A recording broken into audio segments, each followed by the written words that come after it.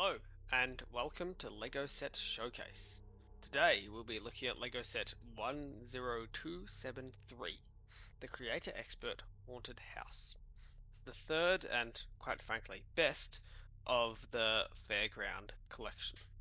It originally retailed for 350 Aussie dollars before being raised to $400, and it only costs similar price sealed now, so you won't be paying as much for it as you would be for sets of similar age and similar size. The set comes with 11 minifigs. First of these is a civilian wearing a tan jumper, dark blue legs, and a dark brown hair. He has a similar face, double-sided expression as one of the knights in the recent 2022 Lion Knights Castle set.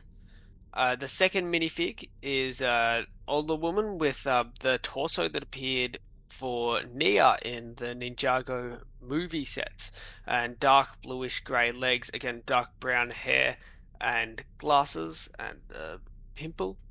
The third features a jacket, which is the first of many references to Lego Hidden Side, which was reaching its end during the release period of this set. She has reddish brown hair and black pants, and this jacket has the Newbury Squids, which is the basketball team for the town of Newbury, which is the setting of Lego Hidden Side. The fourth minifig is a woman with a medium lavender jacket and medium blue legs with a bright light yellow blonde hair. The fifth minifig is a man with a dark purple shirt, dark turquoise jacket, dark blue legs, and medium nougat hair. He's very similar to the character of Rami in the Lego Hidden Side series. He also has these really cool medium nougat sideburns that Rami sadly lacks. Then we have the two identical so-called butler twins, who have black jacket and black pants, black top hat, glasses, and a reddish brown beard and eyebrows, and white arms, yellow hands, and a blue striped tie. There are also two white ghosts who have hoods, dresses, and no printing on anywhere except for their faces. They have these dual-sided faces with frowns or smiles. The set also features a skeleton of Baron von Baron's assistant, Sam Sinister, holding a sextant here. He has a black top hat and otherwise is the same as the recent stiff arm skeletons. And last but not least, we have Junkbot, who is a reference to the 2001 Lego.com Flash game called Junkbot, which is sadly no longer on the Lego website, but it was an early game by Lego in which you would play as the titular Junkbot, and you would move pieces around and try to collect junk. Sadly, the minifigure that is included in this set does not feature any of the printing that shows up on the Junkbot in the game, so that's kind of a missed opportunity. And in this set, Junkbot actually appears in a reddish-brown crate, so I think the implication is that Baron von Baron murdered Junkbot.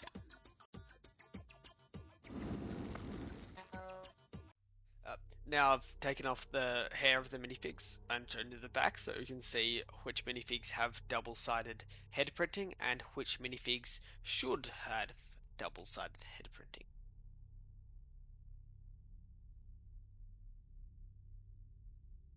Now, I'm a little disappointed that we did not get a minifig of Baron von Baron, especially since we did end up getting later an updated minifig of Johnny Thunder.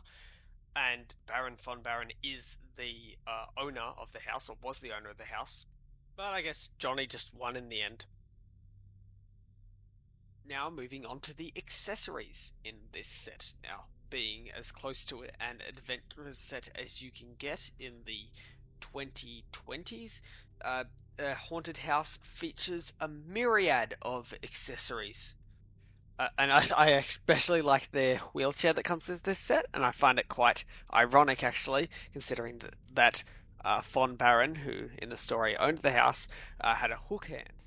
However, despite all of the cool things that I've already seen, the best parts of these sets come in the inside, where we see a reference to uh, dozens of sets from the uh, early 2000s and the late 1990s, sets from mainly from the Adventurers line, which the character Von Baron is the main antagonist of.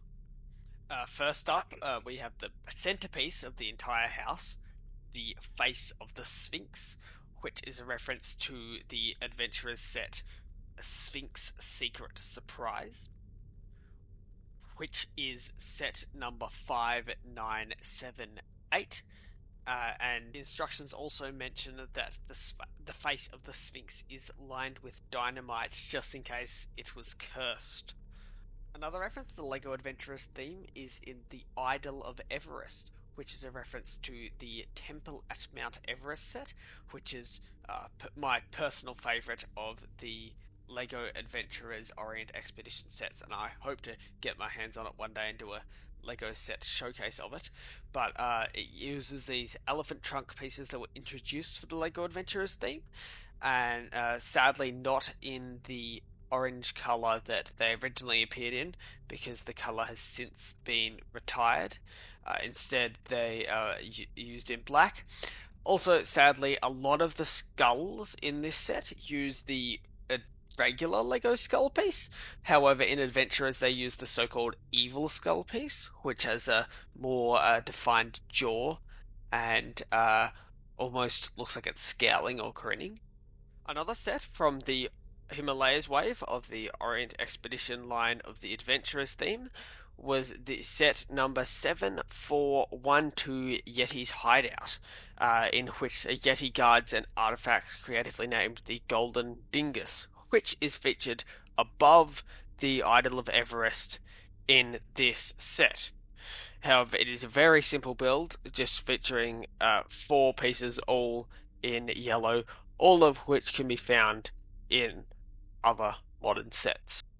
On the left side of the set can be seen the Organ of Catarino, which the instructions claim Baron von Baron commissioned from Portugal.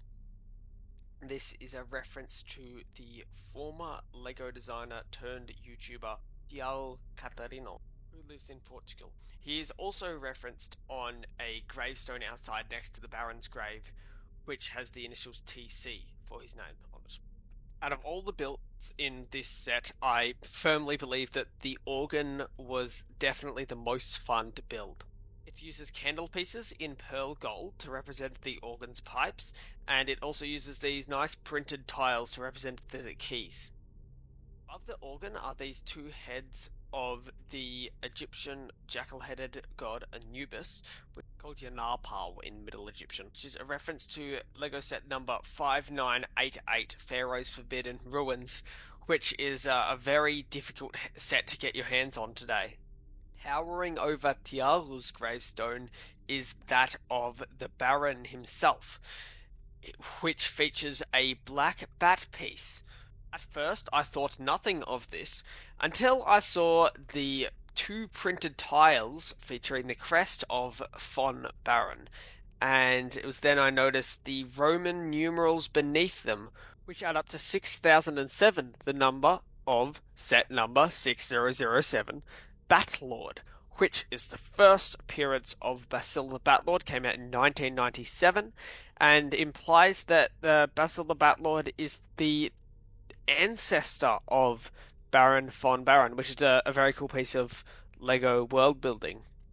And if you thought that was all the reference in the set, you are completely wrong, because up next we have the Orb of Ogal, which is, as you know, obviously Lego spelt backwards, but what you might not know is that it's reference to the villain of Lego Alpha Team, which was a theme from 2001 to 2005. It is considered by many to be the predecessor to Lego Agents, and therefore also the predecessor of Lego Ultra Agents. The name Ogal is also loosely transliterated on the obelisk in the bottom left of the Orb of Ogal, which is featured in the LEGO set 597866 Surprise, which I mentioned earlier in this video. There is also this really fun side build of a ticket booth, which features numbers which, when turned upside down, read the name LEGO. Not as in-depth as some of the other references, but it's a nice touch nonetheless. As I mentioned in the minifigures section of the video, there is also this stiff-armed skeleton minifig. This is either a reference to the two Butler twins that come with this set, or, as I personally believe, it is the skeleton of Sinister, who was Baron von Baron's previous partner in crime, whom he later murdered and placed in his house. He is holding a sextant in dark bluish grey, which is a piece that hasn't been seen in a long time, so I'm really happy to have it in this set. The Forbidden Skeleton dangles before the Altar of Alhazred, which is a reference to the character of Abdul Alhazred from the works of American writer Howard Phillips Lovecraft. Last but not least, we have the Resonator. Now, I don't know if this is a reference to any older set, but the instructions say that the Baron tried to use it to harness the power of the Rego Ruby. Inside is a blue crystal, so I wonder if he accidentally turned the ruby blue. The instructions also mention that the two ghosts pictures in this set are summoned by this Resonator. I've also wondered if this is a reference to Ninjago's Realm Crystal, because that is also used to summon ghosts and is also a blue crystal. The instruction booklet has a lot of references and notes about the different artifacts that I've just been through in the set, so if you do get this set, I highly recommend that you read through them. A lot of them are quite funny, and they're definitely worth your time. Despite being a 18 plus set, it does have 3 play features, and 2 of them are utterly mind-blowing. The first is this door, which will open both doors at the same time when the dial is turned. The dial is hidden around the back of the doorway. Second is the portrait of Von Baron, which features a light brick, so that when you press the sign of Manor von Baron on the outside, it causes the light brick to shine in the shape of the face of Pharaoh Hotep. The way it achieves this is with a printed transclear tile, which obstructs the light except for the light which it wishes to use to create the face shape. The main play feature of this set, however, is the elevator to nowhere. This is built into the very structure of the set. You'll see, just at a glance at the set, you see this massive tower, and that is actually one of those theme park rides that has elevator on there, because if you remember, it's part of the Fairground collection.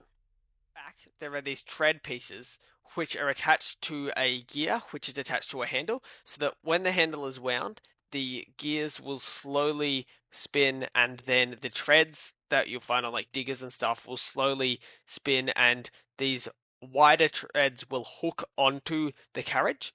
This will cause it to slowly ascend through the elevator. You can see through the glass windows as it does so. Then when it reaches the top, it will push open these reddish brown doors, so you'll be able to see it one final time before the hooks on the treads will drop it, and then these rubber wheels will slow it down so that it doesn't scratch the pieces or anything, and then you're able to wind it again. It's a very ingenious play feature, and it's a lot of fun. Now, the only real downside to this set is that because there's no stickers and so many printed pieces, there are some sacrifices in the printing field, such as how none of the minifigures have any printing on their legs or arms, and most of them don't even have it on the backs of their heads. However, this really isn't a minifigure focused set, so I think that this can be excused. I could go on and on and on about this set, but I think I'm going to wrap it up now.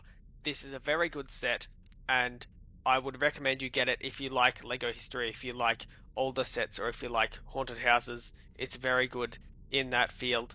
However, it is retired, so I don't know what the price is going to be like when you're watching this video, but right now it's not too bad. So, it's already a 5-year-old set, but it might get a lot worse in the future. So just keep that in mind when you're buying things. And, if you have a look at those old Adventurers sets that I mentioned earlier in the video, those are very expensive. So I think that this set might end up like them in the future. Let me know if you'd like to see more videos like this, and see you next time.